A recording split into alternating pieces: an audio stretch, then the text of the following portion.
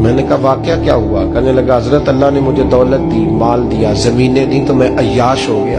امام مالک بن دینار رحمت اللہ علیہ فرماتے ہیں مجھ سے کہنے لگا پیسے آئے تو میں عیاش ہو گیا۔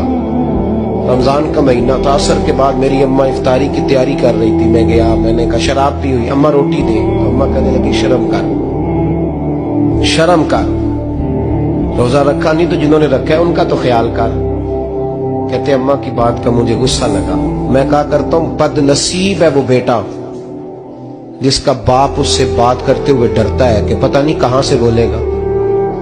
بد نصیب نہیں وہ بیٹا جس کی ماں اس سے بات کرتے ہوئے سہم جاتی ہے کہ پتہ نہیں کون سی بولی بولے گا۔ بد نصیب نہیں کہ ماں باپ بھی جس سے کھول کے بات نہ کر سکے۔ حضرت مالک بن دینار سے کہنے لگا اماں نے جب کہا نا شرم کر تو مجھے غصہ آیا، میں نے ماں کو تھپڑ مارا اور میری ماں جلتے ہوئے تندور میں گری۔